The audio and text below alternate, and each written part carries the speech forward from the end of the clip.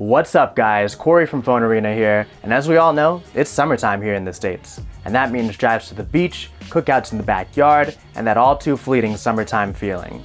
Of course, there's no better way to carry on that vibe than with your summer soundtrack, and you just can't vibe right with the speakers on a phone.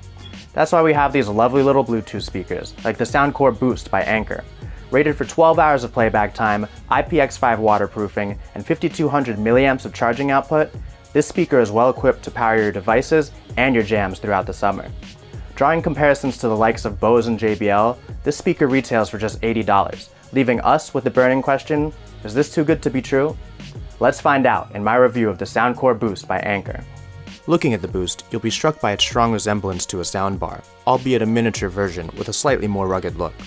Fabric wraps all the way around the device, save for a rubber flap on the left-hand side, which protects the USB-A output as well as micro USB and auxiliary inputs. The top and bottom of the Boost have rubberized surfaces. On the top is a set of battery indicator dots, composed of 4 small white lights, as well as raised control buttons for power and pairing, volume up, play, volume down, and a button labeled bass up. More on this button in a bit. Overall, it's a classy, compact, understated, yet versatile design. The only problem we have here is the next to useless charging cable included. Like you'll find with many headphones, the charging cable is short, 21 inches to be exact, and does not come with a wall charger. While still annoying, you can get away with short charging cables for headphones, since you likely won't be using them while they're plugged in.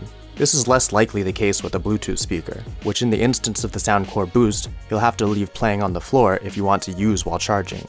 Otherwise, it's best to use a micro USB phone cable if you have one laying around. Speaking of charging, the Boost's USB-A output port is Charge IQ enabled, which is the company's trademark technology for sending the proper charge current to any connected device, ensuring a healthy and efficient charge. Up to 5200 milliamps of power can be provided through this port, though of course this can affect the speaker's 12-hour playback time. Controls are simple, and the raised buttons are easy to find without looking. No companion app or extra features will be found here, but perhaps adding some level of voice assistant functionality would be good for next year, as the latest JBL Flip has already done. Not that we see this as a glaring omission, but a feature like hot word detection or the ability to call up your voice assistant through a button on the speaker would add some value, and put it on even footing with the Flip, at least in this regard. Otherwise, we're quite satisfied, as the Boost connects quickly and easily via Bluetooth and even quicker using NFC, an addition we're grateful for and would love to see on all Bluetooth speakers. We do have 2 minor software complaints though. First is the speaker's inability to turn off when connected to a phone that's actively in a phone call and not using the speaker for it. It's a weird and minor quirk, which we can't imagine was intentional, but no one wants to drain battery needlessly, no matter how slight. The second annoyance was the speaker's max volume indicator. When reaching max volume via the speaker's buttons, the music stops abruptly, for about a second, just to emit a single loud beep. Or if you reach the max using controls on your phone, a single almost completely inaudible beep plays.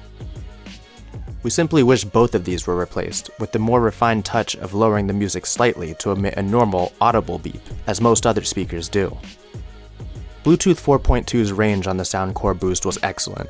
In a house, we were able to go 56 feet with multiple walls and rooms in between before we heard the first skip in Playback.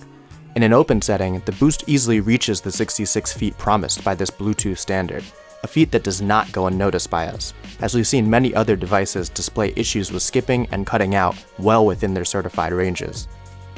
Sound quality on the Boost is quite good. Anker's little speaker produces surprisingly loud and well-balanced sound for all music genres. Even at the highest volume, which can easily fill a room, music is never distorted, maintaining composure exceptionally well.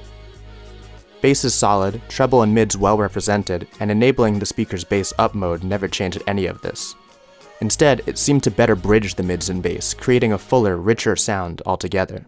Ultimately, the decision to enable this will come down to taste, but we found it to be a must for all music genres. Unfortunately, we can't recommend the Boost as a conference call speaker. While sound quality was no issue on either end, the receiver of the call often heard themselves speaking a second or two after they finished their sentences. This echo is quite distracting for the caller. Though sometimes the issue would inexplicably vanish, it was consistent enough that we would avoid taking calls on it. Best to look elsewhere if a speakerphone is what you need. We must say we're pretty impressed with the SoundCore Boost. Delivering decently loud and very well balanced sound, this little $80 speaker seems to be worth every penny. A reliable speakerphone this is not, but sound quality is comparable to that of the latest JBL Flip and SoundLink Mini, though both of those do seem to get a little bit louder. Compact design and versatile looks give it an edge over the Flip, though the JBL is fully water submersible. Compared to the Beats Pill Plus and Bose SoundLink Mini, you'll find that the $100 plus price drop may very well be worth it. Anker's SoundCore Boost easily proves itself to be a must-see if you're in the Bluetooth speaker market. I'm Corey Gaskin, thanks for watching, and be sure to subscribe for our latest reviews.